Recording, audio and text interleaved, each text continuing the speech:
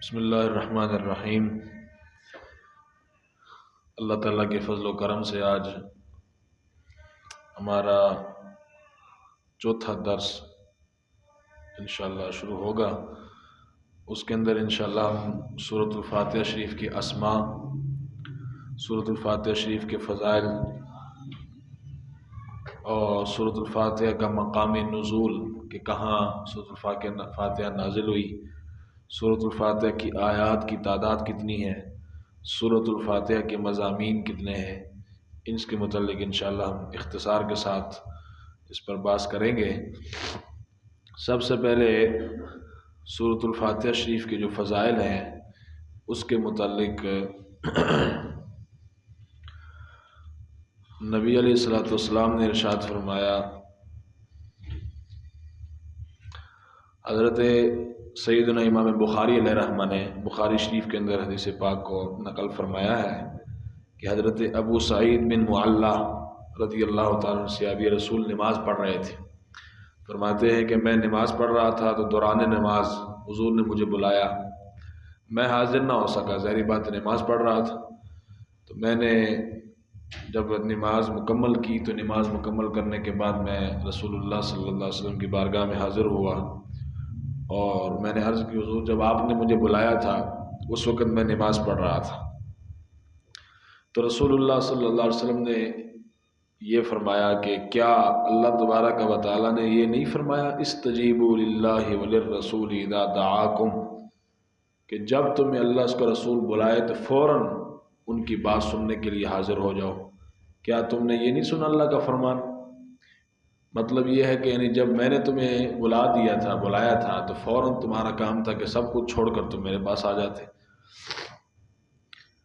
تو اب حضور نے ارشاد فرمایا کہ سنو، میں تم کو مسجد سے باہر نکلنے سے پہلے قرآن کی سب سے عظیم سورت کی تعلیم دوں گا کہ قرآن کریم کے اندر سب سے عظیم بڑی شان والی سورت کون سی ہے۔ سیدنا ابو سعید بن معلّہ فرماتے ہیں پھر حضور نے میرا ہاتھ پکڑا اور اپنے ساتھ لے کر حضور روانہ ہوئے۔ جب رسول اللہ صلی اللہ تعالیٰ علیہ وسلم مسجد سے باہر نکلنے لگے، میں نے عرض کی، حضور آپ نے فرمایا تھا کہ مجھے بتانا، تو میں آپ کو قرآن مجید کی عظیم سورت کے بارے میں بتاؤں گا۔ حضور آپ بتائیے کہ قرآن کریم کی عظیم سورت کون سی ہے۔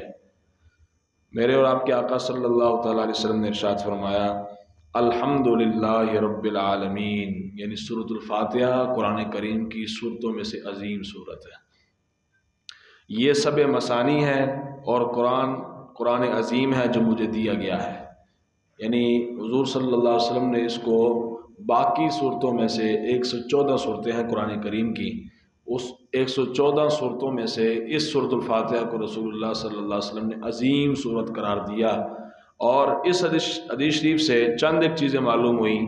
سب سے پہلی بات تو یہ کہ رسول اللہ صلی اللہ تعالیٰ علیہ وسلم نے اس قرآن کریم کی صورتوں میں سے عظیم صورت کس کو کہا جی؟ سورۃ الفاتحہ۔ اس حدیث شریف سے ایک یہ بات ثابت ہوئی۔ دوسرا، رسول اللہ صلی اللہ علیہ وسلم نے اس کا نام بھی بتایا، وہ کیا ہے؟ السبع المثانی۔ کیا ہے جی؟ الف لام سین با عین، آگے المثانی آ جائے گا، السبع المثانی۔ ابھی ہم جب اس کے نام پڑھیں گے اس کے اندر دوبارہ یہ آئے گا، اور اس پر بطور دلیل یہی ہے جسے پاک ہم پیش کریں گے کہ حضور نے خود اس کا نام السبع المثانی رکھا ہوا ہے۔ تو اس حدیث شریف میں دوسری چیز جو ثابت ہوئی وہ کیا کہ اس کا نام کیا ہے؟ السبع المثانی۔ پہلی چیز کہ یہ قرآن کریم کی صورتوں میں سے عظیم صورت ہے، اور دوسری چیز اس کا نام السبع المثانی۔ اور تیسری چیز جو اس حدیث پاک سے ثابت ہوئی وہ یہ کہ جب بھی رسول اللہ صلی اللہ علیہ وسلم بلائیں، اگرچہ نماز کے دوران ہی بندہ کھڑا ہو تو نماز کو چھوڑنا اور نماز کو توڑنا، رسول اللہ صلی اللہ علیہ وسلم کی بات کو سننا واجب ہے۔ بات سمجھ آ گئی جی؟ نماز کو چھوڑ کر پھر جناب وہاں جائیں، حضور کی بات سنیں۔ اتنے عمل میں بھی جب وہ جائے گا واپس آئے گا تو نماز اس کی نہیں ٹوٹے گی۔ یہ رسول اللہ صلی اللہ علیہ وسلم کا خاصہ مبارک ہے۔ تو یہ سورۃ الفاتحہ کے فضائل میں سے ایک فضیلت والی حدیث پاک جو آپ نے سماعت فرما لی۔ دوسری حدیث پاک امام نسائی علیہ رحمہ نے اس کو اپنی کتاب سنن النسائی کے اندر نقل فرمایا ہے۔ حضرت سیدنا عبداللہ بن عباس رضی اللہ تعالیٰ عنہ آپ فرماتے ہیں کہ رسول اللہ صلی اللہ علیہ وسلم کے پاس جناب جبریل امین حاضر تھے، حضور کے ساتھ بیٹھے ہوئے تھے، تو اوپر سے چڑچڑاہٹ کی آواز آئی آسمان کی طرف سے۔ تو حضرت جبریل امین نے عرض کی، یا رسول اللہ صلی اللہ علیہ وسلم، یہ آسمان کا ایک دروازہ ہے جو آج کھولا گیا ہے، آج سے پہلے کبھی نہیں کھولا گیا۔ جب چڑچڑاہٹ کی آواز آئی تو پوچھا گیا کہ یہ کیا ہے؟ تو جناب جبریل نے بتایا کہ یہ آسمان کا ایک دروازہ ہے جس کو آج ہی کھولا گیا ہے، آج سے پہلے کسی کے لیے نہیں کھولا گیا، پہلے کبھی نہیں اس کو کھولا گیا۔ اس دروازے سے جناب جبریل کہنے لگے، حضور ایک فرشتہ نازل ہوا ہے۔ حضرت جبریل نے کہا، یہ فرشتہ زمین کی طرف جو نازل ہوا ہے، آج سے پہلے وہ فرشتہ بھی کبھی زمین پر نہیں آیا تھا۔ وہ جو دروازہ کھلا وہ بھی کبھی پہلے نہیں کھلا، اور جو فرشتہ آیا وہ بھی زمین پر کبھی پہلے نہیں آیا۔ اس فرشتے نے آ کر رسول اللہ صلی اللہ علیہ وسلم کی بارگاہ میں سلام عرض کیا، اور سلام عرض کرنے کے بعد کہا کہ یا رسول اللہ، آپ کو 2 نوروں کی بشارت ہو، 2 نوروں کی بشارت جو آپ کو اللہ تعالیٰ نے عطا فرما دیے ہیں، آپ سے پہلے کسی نبی کو بھی وہ نہیں عطا فرمائے۔ سبحان اللہ العظیم، کیا شان ہے جی۔ وہ دروازہ بھی پہلی مرتبہ کھلا، اور جو فرشتہ نازل ہوا وہ بھی جناب پہلی مرتبہ، اس سے پہلے کبھی بھی اس کا نزول زمین پر نہیں ہوا۔ اس نے آ کر سلام کیا، اور سلام عرض کرنے کے بعد کہا کہ آپ کو 2 نوروں کی بشارت ہو جو آپ کو اللہ تعالیٰ نے عطا فرمائے، اور آپ سے پہلے کسی نبی کو بھی نہیں عطا فرمائے۔ پہلا نور کیا؟ سورۃ فاتحۃ الکتاب، کہ اللہ تعالیٰ نے آپ کو فاتحۃ الکتاب یعنی سورۃ الفاتحہ عطا فرمائی ہے، اور دوسرا سورۃ البقرہ کی آخری آیتیں اللہ تعالیٰ نے آپ کو عطا فرمائی ہیں۔ یہ 2 نور ہیں، اور ان میں سے حضور جس حرف کو بھی آپ پڑھیں گے آپ کو وہ نور دے دیا جائے گا۔ تو یہ ہے فضیلت سورۃ الفاتحہ شریف کی، کہ سورۃ الفاتحہ شریف جو ہے، ایک تو جب اس کا نزول ہوا تو اس وقت دروازہ وہ کھولا گیا جو اس سے پہلے کبھی نہیں کھولا گیا، پھر فرشتہ وہ لے کر آیا کہ جو اس سے پہلے نہیں لے کر آیا تھا، پھر رسول اللہ صلی اللہ علیہ وسلم کو ہی عطا کیا گیا، حضور سے پہلے کسی نبی کو بھی وہ نور عطا نہیں کیا گیا۔ ایک فاتحہ شریف کا نور، اور دوسرا سورۃ البقرہ شریف کی آخری آیتیں جو ہیں، للہ ما فی السماوات و ما فی الارض والی، جو ہم اکثر اوقات ہمارے ہاں رواج ہے کہ وہ جب میت کو قبر کے اندر رکھ دیا جاتا ہے تو وہ آیات ان کی تلاوت کی جاتی ہے، اس کے اندر بڑی برکات ہیں۔ تو وہ نور رسول اللہ صلی اللہ علیہ وسلم فرماتے ہیں کہ وہ فرشتہ لے کر آیا۔ تو یہ 2 احادیث میں نے آپ کو سورۃ الفاتحہ شریف کی فضیلت پر پیش کر دی ہیں، کہ جس کے اندر رسول اللہ صلی اللہ علیہ وسلم نے ان کے فضائل کو بیان فرمایا ہے۔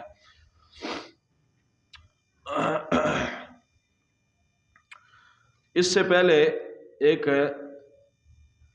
جو خاکہ ہے قرآن کریم کا، جس کو آپ یوں سمجھے کہ ایک ہی نظر میں آپ پورے قرآن کریم کو ایک ہی نظر میں اگر آپ دیکھنا چاہیں تو وہ خاکہ کیا ہوگا، کہ سب سے پہلے آپ کو پتہ ہونا چاہیے کہ قرآن کریم کے کتنے سپارے ہیں، تو وہ کتنے ہیں جی؟ 30۔ کتنے جی؟ 30۔ قرآن مجید کی صورتیں کتنے جی؟ 114 صورتیں ہیں، سپارے کتنے ہیں جی؟ 30۔ قرآن مجید کی جو آیتیں ہیں، حضرت سیدنا عبداللہ ابن عباس رضی اللہ تعالیٰ کی روایت کے مطابق وہ ہیں 6616۔ 6616 یہ حضرت عبداللہ ابن عباس کی روایت ہے، باقی جو ہمارے ہاں مشہور ہے وہ 6666 ہے، ٹھیک ہے جی۔ اور امر یعنی جن چیزوں کا قرآن کریم کے اندر حکم دیا گیا ہے وہ کتنے ہیں؟ 1000 چیزوں کا اوامر، جن چیزوں کا حکم دیا گیا ہے وہ 1000 ہیں۔ نہیں یعنی جن چیزوں سے باز رہنے کا حکم دیا گیا وہ بھی 1000 ہیں۔ وعد سے مراد جن چیزوں کا وعدہ کیا گیا ہے جنت کا اور دوسری چیزوں کا وہ بھی تقریباً 1000 ہیں۔ وعید جن سے ڈرایا گیا ہے اور کہا گیا کہ اگر تم یہ کام کرو گے تو پھر تمہیں یہ ملے گا، وہ بھی 1000 ہیں۔ قصص و اخبار یعنی انبیاء سابقین کے جو قصے ہیں وہ بھی تقریباً 1000 ہیں۔ اور عبر و امثال مثالیں اور عبرت ناک جو واقعات ہیں وہ بھی تقریباً 1000 ہیں۔ حلال و حرام کے متعلق قرآن کے اندر جو آیتیں ہیں وہ ہے 500۔ کتنی ہے جی؟ 500 آیات حلال و حرام کے اوپر ہیں، اور 100 دعائیں ہیں قرآن کریم کے اندر، اور منسوخ الحکم آیات جن کا حکم منسوخ ہو چکا ہے، الفاظ باقی ہیں لیکن حکم جن آیات کا منسوخ ہو چکا ہے وہ کتنی ہیں جی؟ 12 آیات ہیں۔ کتنی آیات ہیں جی؟ 12۔ یہ ایک خاکہ جو پورے قرآن کریم کو اگر آپ ایک نظر میں دیکھنا چاہیں تو یہ آپ کے ذہن میں خاکہ ہونا چاہیے۔ تو ابھی سورۃ الفاتحہ شریف کے ہم نے کیا پڑھیں جی؟ فضائل۔ سورۃ الفاتحہ شریف کے جو اسماء ہیں मुफस्सिरीन کرام نے किसी ने 10 लिखे हैं, किसी ने 14 लिखे हैं, किसी ने 12 लिखे हैं, तो हम दरमियान में यानी हम 10 रखते हैं कि 10 जो सूरह फातिहा की अस्मा है उसको हम बयान करते हैं। और ये याद रखिएगा जिस चीज़ के नाम ज़्यादा हों, ये अरबी का एक मकूला है, कसरतुल अस्माई तदुल्लु अला शरफिल मुसम्मा, जिसका नाम हो और उसके नाम बहुत ज़्यादा हो। नाम तो ज़ाती एक ही होता है, बाकी सिफाती नाम होते हैं, तो वो सिफाती नाम जिसके जितने ज़्यादा होंगे वो जिसके वो नाम उसकी अज़मत पर दलालत करेंगे कि ये चीज़ बड़ी अज़मत वाली, इसके नाम इतने ज़्यादा हैं। इसलिए अल्लाह रब्बुल इज़्ज़त का ज़ाती नाम क्या है? एक है अल्लाह, बाकी उसके 99 वलिल्लाहिल अस्माउल हुस्ना, अल्लाह तबारक व तआला के नेक और अच्छे अस्मा हैं। और तकरीबन 99 जो अस्मा जो हैं वो सारे सिफाती हैं, खालिक होना, मालिक होना, राज़िक होना, मुब्दी होना, मुहयी, मुमीत, बारे, ये सारे के सारे जो हैं अल्लाह रब्बुल इज़्ज़त के सिफाती नाम है। इसी तरह रसूलुल्लाह सल्लल्लाहु अलैहि वसल्लम का ज़ाती नाम एक है मुहम्मद सल्लल्लाहु अलैहि वसल्लम, बाकी आपके सिफाती नाम है जो आप पढ़ते हैं। तो ये रसूलुल्लाह सल्लल्लाहु अलैहि वसल्लम की ज़ात पर अल्लाह रब्बुल इज़्ज़त की ज़ात की अज़मत पर दलालत करते हैं कि वो ज़ात इतनी आला और अरफा है कि उसके अस्मा, उसके नाम इतने ज़्यादा हैं। इसी तरह सूरह फातिहा शरीफ के भी अस्मा बहुत ज़्यादा हैं, ये भी सूरह फातिहा की अज़मत पर दलालत करते हैं कि सूरह फातिहा कितनी अजीम सूरत है। रसूलुल्लाह सल्लल्लाहु अलैहि वसल्लम के फरामीन के मुताबिक सबसे पहला नाम इसका है फातिहतुल किताब। क्या है जी? फातिहतुल किताब, ये इसका पहला नाम है। अब इसको फातिहतुल किताब क्यों कहा जाता है? इसलिए कि कुरान करीम का इफ्तिताह इसी सूरत से होता है, इसलिए इसको क्या कहते हैं? फातिहतुल किताब। दूसरी वजह, तालीम की इब्तिदा भी जब होती है तो इसी सूरत से की जाती है। और तीसरी चीज़, नमाज में क़िरात भी इसी सूरत से ही उसका इफ्तिताह किया जाता है। क़िरात इसी से शुरू की जाती है ना, पहले अलहम्द शरीफ पढ़ी जाती है, उसके बाद 7 सूरत मिलाई जाती है, इसलिए इसको क्या फातिहतुल किताब, फातिहा कहते हैं खोलने वाली, ठीक है, फातिहतुल किताब, किताब को खोलने वाली, किताब का आगाज़ करने वाली। तो चूँकि तिलावत इसी से शुरू की जाती है और नमाज में क़िरात भी इसी से शुरू की जाती है, और कुरान करीम को खोलते साथ जो पहली सूरत आती है वो यही है, इसलिए इसको क्या कहते हैं? फातिहतुल किताब। और इस पर रसूलुल्लाह सल्लल्लाहु अलैहि वसल्लम के फरमान आलिशान भी मौजूद है। हज़रत उबादा बिन सामित रज़ी अल्लाह तआला अन्हु इस हदीस के रावी हैं। नबी अलैहिस्सलातु वस्सलाम ने फरमाया, जिस शख्स ने फातिहतुल किताब नहीं पढ़ा उसकी नमाज कामिल नहीं हुई। अब देखो इसमें हुजूर ने सूरह फातिहा को क्या कहा है? फातिहतुल किताब, ठीक है जी, ये खुद हुजूर ने इसको फातिहतुल किताब फरमाया जी, एक नाम। दूसरा नाम उम्मुल कुरान, क्या है जी? उम्मुल कुरान। कहते हैं किसी चीज़ की असल को, जड़ को, बुनियाद को, मकसूद जो होती है ना चीज़ की, उसको कहते हैं अरबी में। अब कुरान पाक के जो मकसूद है, मज़ामीन, मकसूद कुरान करीम के, वो 4 चीज़ों को साबित करना है। सबसे पहले उलूहियत, अल्लाह रब्बुल इज़्ज़त की उलूहियत को साबित करना। कुरान करीम के मकसूद 4 चीज़ें हैं, ठीक है जी। आपसे अगर वो पूछे कि कुरान करीम के मकसूद कितनी चीज़ें हैं, क्या है जी? 4 चीज़ें हैं बुनियादी तौर पर। सबसे पहले क्या है? उलूहियत, क्या है जी? अल्लाह ताला की ज़ात और सिफ़ात, ठीक है। दूसरा माआद, माआद कहते हैं मर कर दोबारा उठना, कुरान करीम के अंदर इस चीज़ों का बयान है। नबूवत का बयान है, क़ज़ा और क़दर का बयान है, तकदीर के और क़ज़ा इसका बयान कुरान करीम के अंदर। ये मकसूद जो कुरान करीम के अंदर जो साबित किया गया है वो ये 4 चीज़ें हैं। उलूहियत को साबित किया गया है, माआद मर के दोबारा उठने को साबित किया गया है, नबूवत को साबित किया गया है, क़ज़ा और क़दर को साबित किया गया है। अब ये 4 चीज़ें जो मकसूद कुरान है, कुरान का मकसूद है, जिनको साबित किया गया कुरान, ये चारों के चारों चीज़ें सूरह फातिहा के अंदर मौजूद है। यानी पूरे कुरान के अंदर जो 4 मकसद हैं कुरान के, जो कुरान के अंदर फैले हुए हैं, कि कहीं उलूहियत का जिक्र है, कहीं नबूवत का जिक्र है, कहीं जनाब क़ज़ा व क़दर का जिक्र है, कहीं माआद का जिक्र है, मर के दोबारा उठने का जिक्र है, क़यामत का जिक्र है। ये सारे जो जिक्र हैं 4 मकासद हैं कुरान के, पूरे कुरान के अंदर भी हैं, लेकिन वो चारों के चारे इजमालन कुछ न कुछ उसका हिस्सा सूरह फातिहा के अंदर मौजूद है। जब मौजूद है इसलिए इसको क्या कहते हैं? उम्मुल कुरान। क्या कहते हैं जी? उम्मुल कुरान। कुरान के मकासद, कुरान की जड़, यानी कुरान की जो बुनियादी चीज़ें हैं वो सारी के सारी किसके अंदर मौजूद है? कैसे मौजूद है जनाब? अल्हम्दुलिल्लाहि रब्बिल आलमीन अर्रहमानिर रहीम, ये जो आयत करीमा है इसके अंदर अल्लाह रब्बुल इज़्ज़त की उलूहियत पर दलालत है कि अल्लाह रब्बुल इज़्ज़त की ज़ात भी है, उसकी सिफ़ात भी हैं। اس لیے تو ہم تعریف کر رہے ہیں نا، جس کی تعریف کی جا رہی وہ موجود ہونی چاہیے نا، تو لہٰذا اللہ رب العزت کی ذات کا اس بات ہو گیا کہ نہیں ہو گیا؟ الوہیت پر یہ آیت کریمہ دلالت کرتی ہے۔ مالک یوم الدین، کہ وہ مالک ہے دین، یعنی جزا کے دن کا وہ مالک ہے، تو جزا کا دن، مر کے اٹھو گے تو پھر جزا ہوگی نا، تو معاد کا ذکر اس کے اندر ہے، یعنی مر کے اٹھنا، یہ دوسرا مقصود ہے قرآن کا۔ تیسرا ہے جناب کیا چیز؟ قضاء و قدر، قضاء و قدر، اس کا ذکر ایاک نعبد و ایاک نستعین کے اندر ہے، کہ ہم تیری ہی عبادت کرتے ہیں اور تجھ ہی سے مدد مانگتے ہیں۔ اس کے اندر اللہ تبارک و تعالیٰ کی قضاء و قدر کا ذکر موجود ہے۔ اور نبوت کا ذکر اہدنا الصراط المستقیم صراط الذین انعمت علیہم، اس انعمت علیہم کے اندر نبوت کا ذکر ہے کہ تو ہمیں چلا سیدھے راستے پر، ان لوگوں کے راستے پر جنہیں پر تو نے انعام کیا، اور وہ انعام یافتہ لوگ کون ہیں؟ انبیاء۔ تو نبوت کا ذکر بھی اس کے اندر آ گیا۔ تو چار جو مقصود قرآن ہیں ان تمام کا اجمالاً ذکر کس کے اندر موجود ہے؟ سورۃ الفاتحہ کے اندر، اسی لیے اس کو کیا کہا جاتا ہے؟ ام القرآن، ام القرآن۔ تیسرا نام ہے اس کا سورۃ الحمد، سورۃ الحمد، سورۃ الحمد۔ اور جو ام القرآن ہے اس کے متعلق بھی رسول اللہ صلی اللہ علیہ وسلم کا فرمان عالی شان موجود ہے۔ سنن الدارمی شریف کے اندر ابو ہریرہ رضی اللہ تعالیٰ بیان کرتے ہیں رسول اللہ صلی اللہ علیہ وسلم نے فرمایا الحمدللہ ام القرآن ہے، الحمدللہ ام القرآن ہے۔ اب دیکھو یہاں خود حضور نے اس کو کیا کہا ہے؟ ام القرآن۔ تیسرا نام ہے سورۃ الحمد۔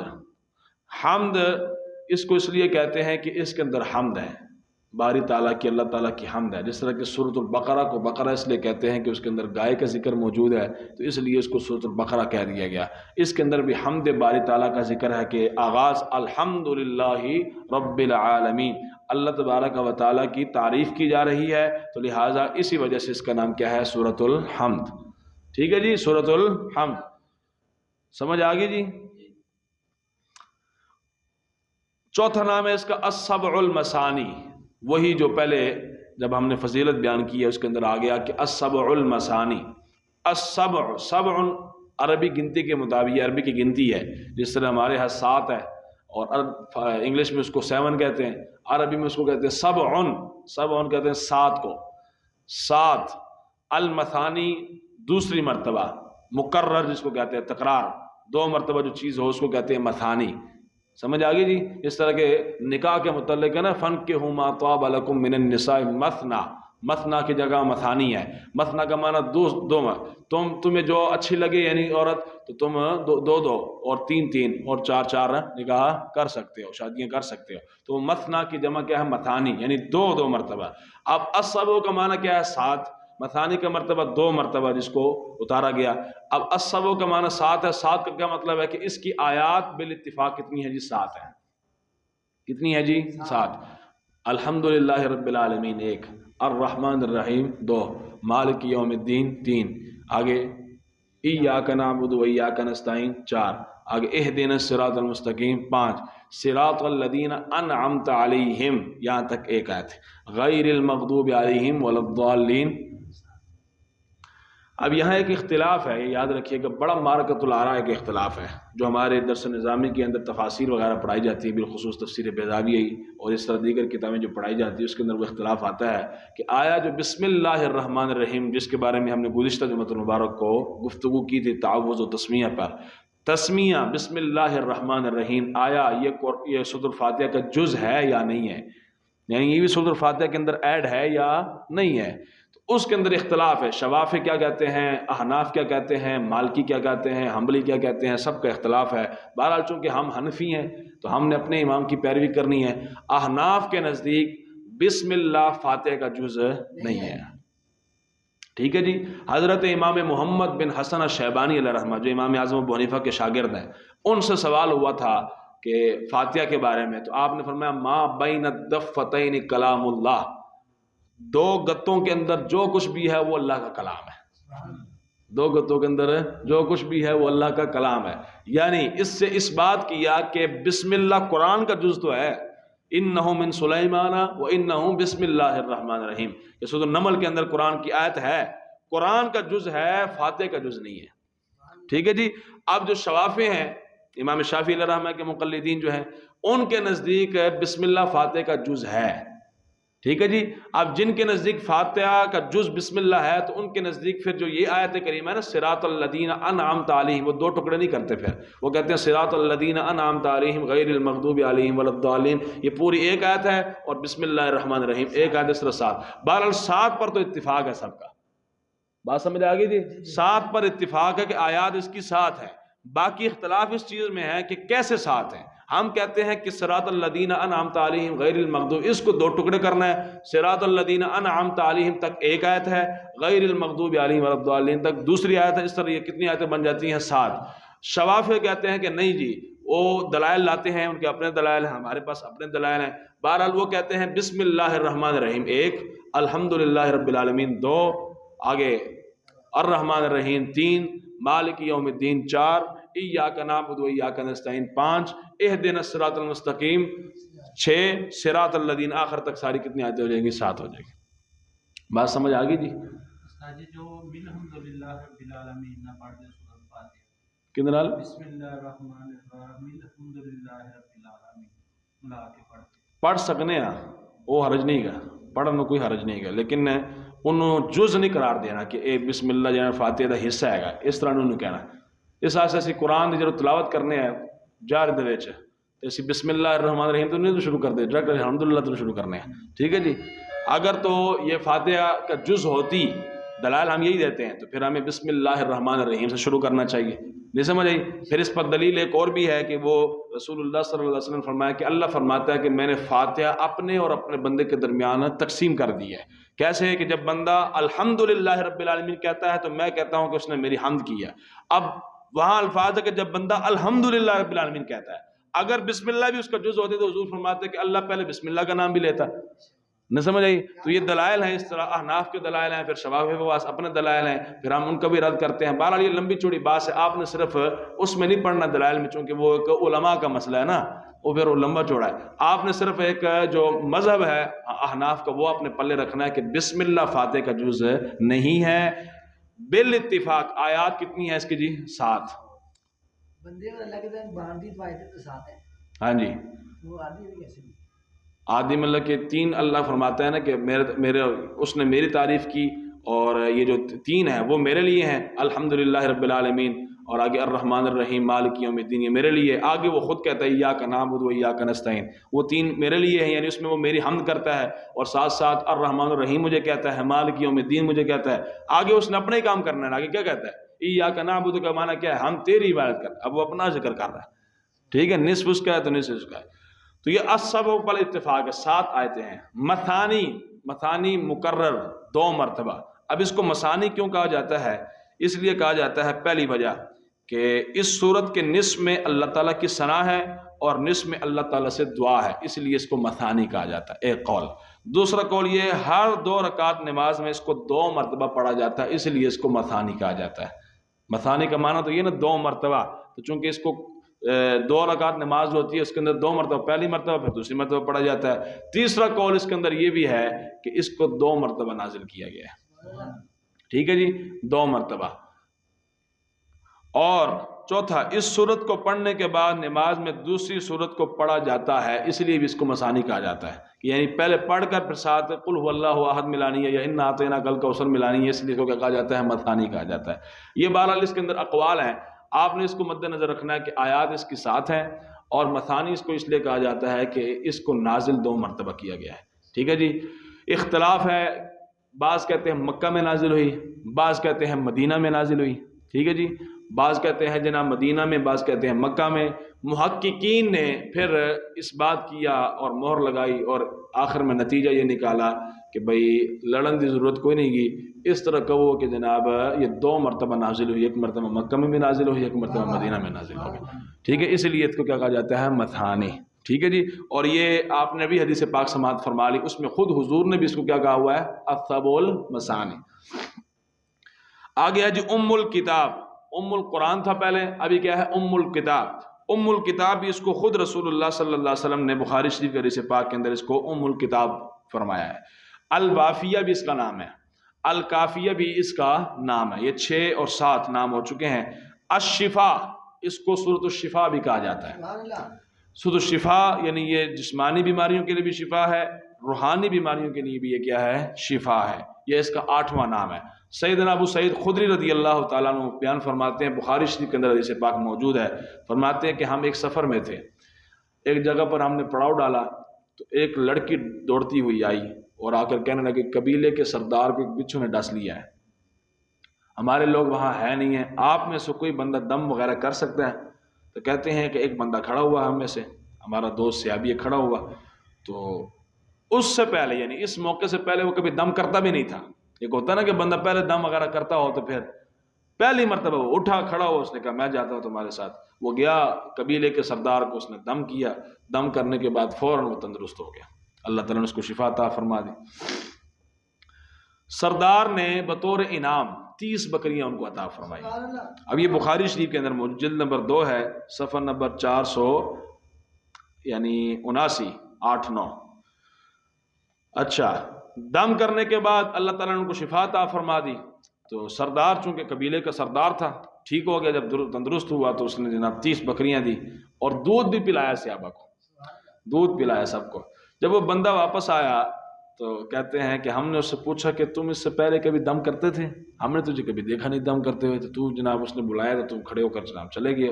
کیا کیا تم نے؟ اس نے کہا آج سے پہلے میں نے کبھی دم نہیں کیا، میں نے دم، لیکن میں نے سورۃ الفاتحہ کے متعلق سن رکھا تھا.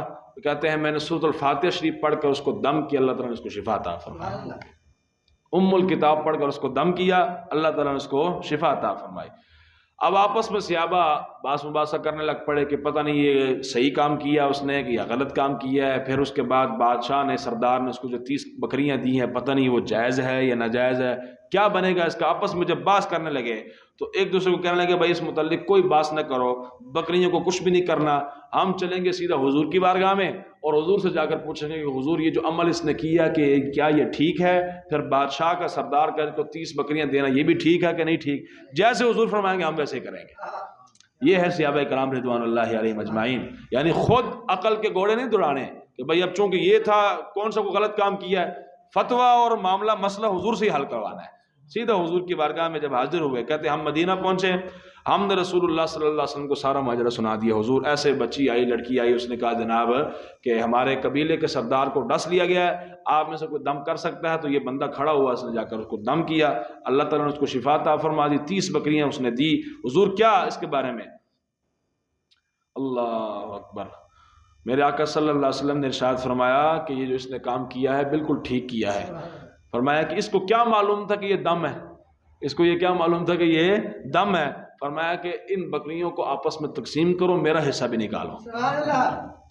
تقسیم کرو آپس میں اور میرا حصہ بھی نکالو. سمجھ آ گئی ہے؟ اس پر پھر ام الکتاب جو حوالہ ہے وہ بھی پھر شفا، کہ حضور نے فرمایا یہ شفا ہے، اس کے اندر شفا اللہ تعالیٰ نے رکھی ہے کہ روحانی شفا بھی ہے، جسمانی شفا بھی ہے. اب اندازہ لگائیں جی، راوی ابو سعید خدری رضی اللہ تعالیٰ عنہ. اب اس کے اندر شفا ہے کہ رسول اللہ صلی اللہ علیہ وسلم نے ارشاد فرمایا کہ جو بندہ اس کو پڑھے گا اللہ تعالیٰ اس کو شفا عطا فرما دے گا، روحانی شفا بھی مل جائے گی، جسمانی شفا بھی مل جائے گی. اب آپ اور میں سوچتے ہیں کہ یار یہی سورۃ الفاتحہ ہے، ہم 1000 مرتبہ بھی پڑھ لے جناب، مریض کو دم کرے تو کوئی شفا نہیں ملتی. تو قبلہ قصور آپ کی اور میری زبان کا ہے. قرآن آج بھی وہی ہے جو رسول اللہ کے صحابہ پڑھتے تھے، جو ہمارے آقا و مولا صلی اللہ علیہ وسلم کے سینہ مقدسہ پر نازل ہوا. قرآن آج بھی وہی ہے، اس کی برکات آج بھی وہی ہیں، وہی رحمتیں ہیں، وہی برکتیں ہیں، وہی فیض ہے، وہی نور ہے، سب کچھ آج وہی ہے. قصور ہماری زبانوں کا ہے. اس زبان سے چغلی بھی ہم کریں، غیبت بھی کریں، حسد بھی کریں، جھوٹ بھی بولیں، فراڈ بھی کریں اور دین کے خلاف باتیں بھی کریں، علماء کے خلاف باتیں بھی کریں، سب کچھ کریں، تو مجھے بتائیں پھر اس زبان کی تاثیر باقی رہے گی؟ اس لیے قصور آپ کی میری زبان کا ہے. اپنی اور میری زبان پاک کر لیں. خدا کی قسم ہے جیسے میرے زمان آسمان اپنی جگہ چھوڑ سکتا ہے، میرا ایمان تو یہ ہے، زمین اپنی جگہ چھوڑ سکتی ہے، لیکن رسول اللہ صلی اللہ علیہ وسلم کی مبارک زبان سے نکلے ہوئے کلمات جھوٹے نہیں ہو سکتے. جب حضور نے فرمایا تو بالکل بات بالکل ٹھیک. بات سمجھ آ گئی جی؟ تو اس کے اندر جو اس حدیث شریف سے جو چیزیں نکلتی ہیں، سب سے پہلے تو دم کرنا جائز ہے. دم کرنا جائز. کوئی آپ سے پوچھے دم پر حدیث کیا ہے تو آپ اس کو بطور حوالہ پیش کر سکتے ہیں، بخاری شریف کے حدیث پاک ہے. اور دوسری بات کہ یہ سورۃ الشفا ہے. اور تیسری بات اس کے اندر ام الکتاب کا بھی لفظ ہے کہ یعنی یہ سورۃ ام الکتاب بھی ہے. ٹھیک ہے جی. اس کے بعد اس سے یہ چیز بھی ثابت ہوتی ہے کہ قرآن پڑھ کر اور دم کر کے اجرت لینا بھی جائز ہے. یعنی جو ہمارے ہاں عاملین بیٹھے ہوتے ہیں اور وہ دم وغیرہ کرتے ہیں، تعویذ وغیرہ دیتے ہیں، تو اگر وہ اجرت لیتے ہیں تو اجرت لینا بھی ان کا کیا ہے؟ جائز، اس حدیث شریف سے. اور اس قرآن مجید اور کتب دینیہ پر اجرت لینے کا بھی جواز ہے. یعنی کوئی بندہ قرآن پڑھا رہا ہے، مرضی سے نہ مانگے، یہ ہے کہ اگلا بندہ جتنا دے دے گا، کیونکہ انہوں نے بھی مانگا نہیں تھا.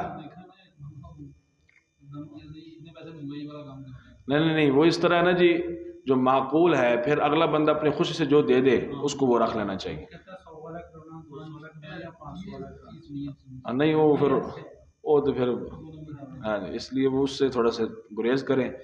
ویسے بھی جو عامل ہو، متقی ہو، پرہیزگار ہو، وہ اس طرح کا مطالبہ کرتا ہی نہیں ہے. اس کے پیش نظر ہوتا ہے کہ مخلوق خدا کا کام ہو جائے، باقی اللہ تعالیٰ نے مال دینا ہے وہ دے دیتا ہے. تو اس لیے اس کے اندر کتب دینیہ، مثال کے طور پر ایک استاذ پڑھا رہا ہے، دین کا سبق پڑھا رہا ہے، تو وہ دین کے سبق پر اگر اجرت لے، قرآن پڑھانے پر اجرت لے، تو یہ بھی کیا ہے؟ جائز ہے.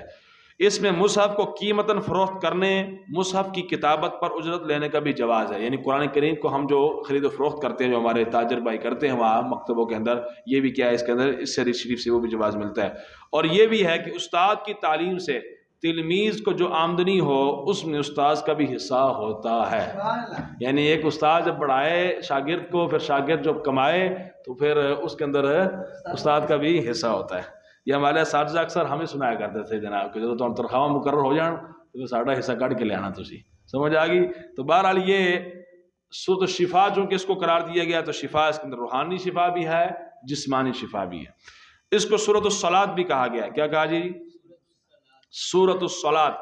رسول اللہ صلی اللہ علیہ وسلم نے اس کو سورۃ الصلاۃ بھی کہا ہے اور حدیث شریف اس پر بھی موجود ہے. اس کو سورۃ الدعاء بھی کہا گیا ہے کیونکہ اس کے اندر حمد و ثنا سے اس کا آغاز ہوتا ہے، الحمدللہ رب العالمین، پھر آگے بندے کی عبادت کا ذکر ہے، پھر اللہ تعالیٰ سے صراط مستقیم پر ثابت قدم رہنے کی دعا کی جاتی ہے. ایاک نعبد و ایاک نستعین کے بعد اہدنا الصراط المستقیم، یہ اللہ سے دعا کی جا رہی ہے. چونکہ دعا پر بھی مشتمل ہے اس لیے اس کو سورۃ الدعاء بھی کہا جاتا ہے. یہ ہے جی 10 اس کے اسماء جو میں نے اختصار کے سامنے آپ کے سامنے رکھ دی ہیں. باقی مفسرین نے، قاضی بیضاوی علیہ الرحمہ نے، اگر آپ اس کا مطالعہ کریں تفسیر بیضاوی کا، اس کے اندر انہوں نے 14 اسماء اس کے گنوائے ہیں. یہ 10 میں نے آپ کے سامنے اختصاراً رکھ دی ہیں. سب سے پہلے ہے فاتحۃ الکتاب، پھر دوسرا ہے ام القرآن، تیسرا ہے سورۃ الحمد، چوتھا ہے السبع المثانی، پانچواں ہے ام الکتاب، چھٹا ہے الوافیہ، ساتواں ہے الکافیہ، آٹھواں ہے الشفاء، اور نواں ہے سورۃ الصلاۃ، اور 10واں ہے سورۃ الدعاء. بات سمجھ آ گئی جی؟ یہ اس کے مختصراً جو میں نے آگے آپ کے سامنے رکھ دیا. باقی اس کی آیات کی تعداد آپ نے سماعت فرما لی ہے، اور مقام نزول بھی آپ نے سماعت فرما لیا کہ بعض کہتے ہیں مکہ میں نازل ہوئی اور بعض کہتے ہیں مدینہ میں نازل ہوئی، 2 دفعہ نازل ہوئی. اللہ اکبر. ہاں جی.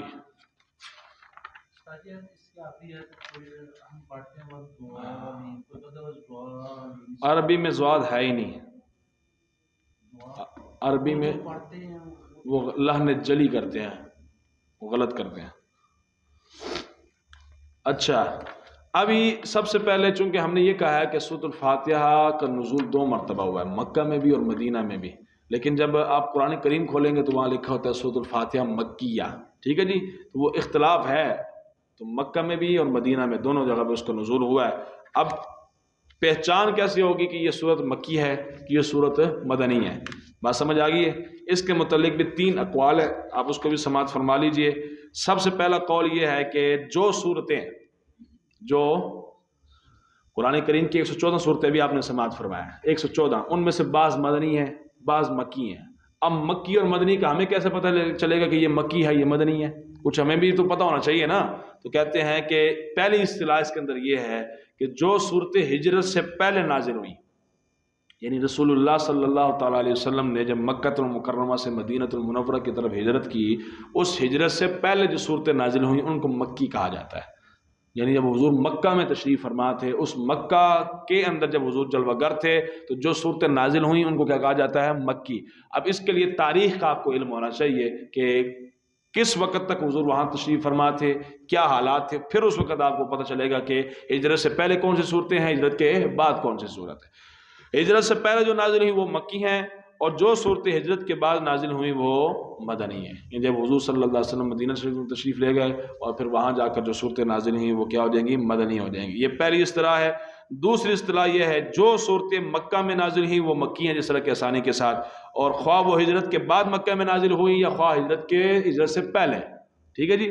حضور صلی اللہ علیہ وسلم جب ہجرت کر کے تشریف لے گئے مدینہ المنورہ کی طرف، اس کے بعد پھر دوبارہ بھی آپ نے جناب تشریف لائے نا مکہ المکرمہ کی طرف، اور ساری جنگیں بھی ہوئیں. جنگیں ہونے کے بعد پھر فاتحانہ شان سے انا فتحنا لک فتحا مبینا، فتح مکہ والے سال جب حضور دوبارہ واپس تشریف لائے تو اس وقت بھی صورتوں کا نزول ہوا. تو کہتے ہیں کہ جو مکہ میں نازل ہوئی وہ مکی ہیں، چاہے ہجرت سے پہلے ہوں چاہے ہجرت کے بعد ہو. جو بھی مکہ میں نازل ہوئی وہ کیا ہے جی؟ مکی ہیں. اور جو مدینہ میں نازل ہوئی وہ کیا ہے جی؟ مدینی ہے. ٹھیک ہے جی. تیسری اصطلاح اس کے اندر یہ ہے کہ جن صورتوں کے اندر اہل مکہ سے خطاب ہو، جن صورتوں کے اندر اہل مکہ سے خطاب ہو وہ ہے مکی، اور جن کے اندر اہل مدینہ سے خطاب ہو وہ کیا ہے؟ مدنی ہے. ٹھیک ہے جی. یہ تین اصطلاحات آپ نے مد نظر رکھنی ہے اور اس کے مطابق آپ نے پھر فیصلہ کرنا ہے کہ یہ صورت مکی ہے یا صورت کیا ہے؟ مدنی ہے. آخر میں صرف ایک چیز رہ گئی ہے، وہ یہ ہے سورۃ الفاتحہ کے مضامین. سورۃ الفاتحہ کے مضامین کہ سورۃ الفاتحہ کے اندر کون کون سے مضمون ہیں اختصار کے ساتھ. پہلا توحید باری تعالیٰ، کیا ہے جی؟ توحید باری تعالیٰ. دوسرا نبوت، کیا ہے جی؟ نبوت. تیسرا عبادت. چوتھا وعد و وعید، وعد و وعید. پانچواں قصص و امثال. چھٹا معاد. ساتواں دعا. ساتواں کیا ہے؟ دعا. یہ 7 چیزیں سورۃ الفاتحہ کے مضامین ہیں. سورۃ الفاتحہ کے اندر ان 7 چیزوں کا ذکر ہے. سب سے پہلے توحید باری تعالیٰ کا ذکر ہے، اس کے بعد نبوت کا ذکر ہے، اس کے بعد عبادت کا ذکر ہے، اس کے بعد وعد و وعید کا ذکر ہے، اس کے بعد قصص اور امثال کا ذکر ہے، اس کے بعد معاد کا ذکر ہے، اس کے بعد دعا کا ذکر ہے. الحمدللہ رب العالمین، یہ جو آیت کریمہ ہے اس کے اندر توحید باری تعالیٰ کا ذکر ہے کہ اللہ تبارک و تعالیٰ کے لیے وحدانیت کو ثابت کیا جا رہا ہے، اور یوں کہا جا رہا ہے کہ تمام تعریفیں کس کے لیے ہیں جی؟ اللہ تبارک و تعالیٰ کے لیے ہیں. یعنی حمد کا مستحق صرف اللہ تعالیٰ ہی ہے، اور تمام جہانوں کو پیدا کرنے والا ہے، اور وہی اپنی پرورش سے ان کو باقی رکھے ہوئے ہے. آسمان، زمین، پہاڑ، سمندر، جمادات، نباتات، حیوانات، انسان اور جن، یہ سب اپنے وجود میں کسی موجود کے اور اپنی بقا میں کسی رب کے محتاج ہیں. ایسا ہے کہ نہیں جی؟ یہ سارے کے سارے. یعنی پہاڑ اتنا بڑا کیسے بن گئے؟ کوئی نہ کوئی پیدا کرنے والا ہے. پھر اتنے بڑے پہاڑ کو باقی رکھا ہوا ہے، کوئی نہ کوئی اس کو باقی رکھنے والا بھی ہے. ایک تو یہ ہے کہ عدم سے وجود میں لانا، اتنے بڑے پہاڑ کو عدم سے وجود ہے نہیں تھا دوبارہ اس کو لے آنا. ایک یہ چیز، اس کو کہتے ہیں موجد. اللہ تبارک و تعالیٰ موجد ہے، ایجاد کرنے والا ہے، عدم سے وجود میں لانے والا ہے، اور پھر اس کے بعد اس کو باقی رکھے ہوئے. یہ بھی اللہ تبارک و تعالیٰ کی ذات پر دلالت کرتی ہے کہ اللہ رب العزت کی ذات کیا ہے؟ موجود ہے. یہ ساری چیزیں ممکن ہیں. میں نے آپ کو جب وہ ہم پڑھتے ہیں بارے شریعت اس کے اندر آپ کو بتایا تھا ممکن کس کو کہتے ہیں، یعنی جو پہلے نہ ہو پھر ہو اس کو کہتے ہیں ممکن، حادث. اسی طرح جو پہلے نہ ہو پھر ہو جائے اس کو کہتے ہیں. اب یہ ساری چیزیں پہلے نہیں تھی. پہاڑ پہلے نہیں تھے، آسمان پہلے نہیں تھے، زمین پہلے نہیں تھی، چرند پرند شجر حجر جو بھی آپ لگا رہے ہیں ساری چیزیں پہلے نہیں تھی. اللہ تبارک و تعالیٰ نے ان کو پیدا کیا. اللہ تعالیٰ کے پیدا کرنے سے وہ چیزیں کیا ہو گئی؟ عدم سے وجود میں آ گئی. سمجھ آ گئی جی؟ تو اس آیت کریمہ کے اندر اللہ تبارک و تعالیٰ کی توحید کا ذکر ہے، اور وہ پہلا فاتحہ کا مضمون ہو گیا. آگے ہے جس صراط الذین انعمت علیہم، اسی آیت سورۃ فاتحہ کے اندر صراط الذین انعمت، ان لوگوں کا راستہ دکھا جن پر تو نے انعام فرمایا. اب اس کے اندر اجمال ہے، آگے جا کر تفصیل آئے گی کہ وہ انعام یافتہ لوگ کون ہیں. اللہ فرماتا ہے سورۃ النساء کے اندر انعم اللہ علیہم من النبیین والصدیقین والشہداء والصالحین وحسن اولئک رفیقا. یعنی انعام یافتہ لوگ انبیاء ہیں. تو نبوت کا ذکر ہوگا کہ نہیں ہوگا جی؟ 2 چیزیں. تیسرا چیز جو قرآن مجید کا تیسرا اہم مضمون ہے اور سورۃ فاتحہ کا مضمون ہے وہ کیا ہے؟ عبادت. کیا ہے جی؟ ایاک نعبد و ایاک نستعین میں عبادت کا ذکر ہے. چوتھی چیز وعد و وعید. وعد کہتے ہیں کہ جو اچھا کام کیا اس پر جو اللہ نے اجر دینا ہے، وعید جو برا کام کیا اللہ نے جو اس پر سزا دینی ہے اس کو وعید کہتے ہیں. ٹھیک ہے جی. وعد و وعید فاتحہ کا تیسرا مضمون یہی ہے. پہلا توحید باری تعالیٰ وہ الحمدللہ رب العالمین سے ثابت ہے. آگے ہے جی نبوت وہ ہے صراط الذین انعمت علیہم سے ثابت ہے. اس کے بعد عبادت ہے وہ ایاک نعبد سے ثابت ہے. اس کے بعد ہے جی وعد و وعید یہ مالک یوم الدین سے ثابت ہے کہ وہ رب جو ہے وہ یوم جزا کا مالک ہے. وہاں وہ اپنے بندوں کو جو اس کی عبادت کرنے والے ہیں جو اس کی بات ماننے والے ہیں ان کو اجر عطا فرمائے گا اور جنہوں نے اس کی بات نہیں مانی ان کو وہ سزا عطا فرمائے گا. وعد و وعید کا ذکر کس کے اندر ہے جی مالکی یوم الدین کے اندر. آگے تھا پانچواں سورۃ الفاتحہ کا مضمون گزشتہ امتوں کے واقعات اور مثالیں اور ان چیزوں کا ذکر کہ ان میں جناب غضبناک کون تھے, مغضوب علیہم کون تھے, ان میں سے گمراہ کون تھے. تو اس کا ذکر اللہ تبارک و تعالیٰ نے غیر المغضوب علیہم ولا الضالین کے زمرے میں فرما دیا ہے. اس کے بعد چھٹا ہے مرنے کے بعد دوبارہ زندہ کیے جانے کا مطلب. مرنے کے بعد یعنی اس کو معاد کہتے ہیں یعنی مرنے کے بعد دوبارہ زندہ کرنا. اس کا ذکر مالک یوم الدین کے اندر دوبارہ موجود ہے. یعنی جب جزا کے دن کا مالک ہے تو جزا کے دن وہ دوبارہ زندہ ہوں گے تو پھر وہاں حساب و کتاب ہوگا نا. اگر مردہ ہی مردہ ہے ختم ہو گئے جناب مر کے مٹی ہو گئے تو پھر تو ختم ہو جائے گی کہانی. یہی کفار مکہ کا عقیدہ تھا کہ وہ کہتا ہے جناب معاد نہیں ہوگا یعنی مر کے مٹنا نہیں ہے, حشر و نشر نہیں ہوگا. جو ایک مطلب مر گیا مٹی کے ساتھ مل گیا. اللہ فرماتا ہے وَكَيْفَ تَكْفُرُونَ بِاللَّهِ وَأَنْتُمْ وَكُنْتُمْ أَمْوَاتًا, تم اللہ کا کیسے انکار کر سکتے ہو. وَكُنْتُمْ أَمْوَاتًا, تم تو مردہ تھے یعنی ماں کے پیٹ میں تھے. فَأَحْيَاكُمْ, اس رب نے تمہیں زندگی دی. ثُمَّ يُمِيتُكُمْ ثُمَّ يُحْيِيكُمْ, وہی رب تمہیں موت دے گا پھر وہ تمہیں زندگی دے گا. ثُمَّ إِلَيْهِ يُرْجَعُونَ, اسی کی طرف تم نے لوٹ کر چلے جانا ہے. اب یہ ثُمَّ إِلَيْهِ تُرْجَعُونَ سے کس کی طرف اشارہ؟ معاد کی طرف کہ مر کے تم نے دوبارہ زندہ ہونا ہے. تو یہ معاد کا جو مضمون ہے وہ بھی مالک یوم الدین کے اندر موجود ہے. ساتواں جو مضمون ہے قرآن کا سورۃ الفاتحہ کا وہ ہے دعا. کیا ہے جی؟ دعا. تو اس اہدنا الصراط المستقیم کے اندر دعا بھی موجود ہے کہ اللہ تبارک و تعالیٰ نے سکھایا اپنے بندوں کو کہ اللہ سے دعا کیسے کرنی ہے. اس کے اندر تعلیم دی گئی ہے کیسے کہ سب سے پہلے تم نے اللہ تبارک و تعالیٰ کی حمد و ثنا کرنی ہے. یہ طریقہ بتا رہا ہے اللہ رب العزت کہ دعا ایسے نہیں کہ منہ چک کے جناب دعا شروع کر دینی. نہیں, دعا کرنے کا بھی اسلوب ہوتا ہے. اس لیے تو ہمارے بزرگ فرماتے ہیں کہ یا اللہ ہمیں دعا کرنے کا سلیقہ نہیں آتا, مانگنے کا سلیقہ نہیں آتا, یا اللہ اس کو بھی معاف فرما, ہمیں پھر بھی عطا فرما.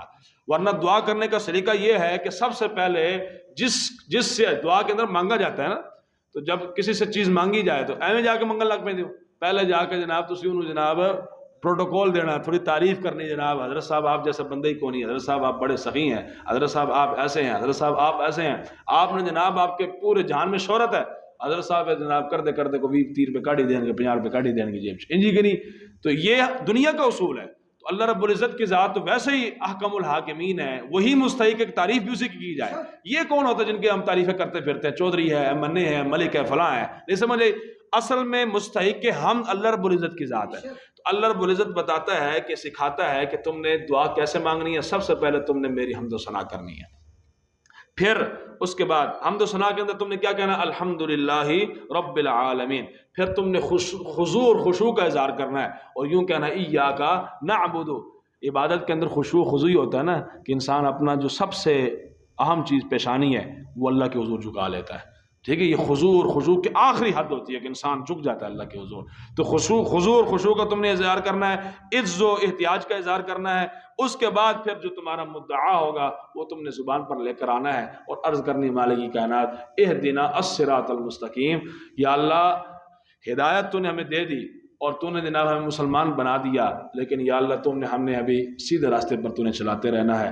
شیطان ہر طرح سے حملے کرتا ہے, آگے سے بھی حملے کرتا ہے, دائیں سے بائیں سے پیچھے آگے پیچھے سے حملے کرتا ہے. اور اگر آپ ابن جوزی علیہ الرحمہ کی کتاب ہے تلبیس ابلیس, اس کا اگر آپ مطالعہ فرمائے تو اس کے اندر انہوں نے بڑی عجیب و غریب چیزیں لکھی ہوئی ہیں کہ جناب کیسے طلباء پر الگ طریقے سے حملہ کرتا ہے, دین کے طلباء پر. عام کاروباری جو بندہ ہوتا ہے اس پر الگ طریقے سے حملہ کرتا ہے. صوفیاء جو ذکر کرنے والے ان پر الگ طریقے سے حملہ کرتا ہے. یہ شیطان ہے نا, اس کا جناب دو بیچ چلتا ہے. انہو یراکم ہو قبیلہ من حیث لا ترون. اللہ قرآن فرماتا ہے کہ شیطان اور شیطان کا قبیلہ تمہیں وہاں سے دیکھتا ہے جہاں تمہارا گمان بھی نہیں ہوتا.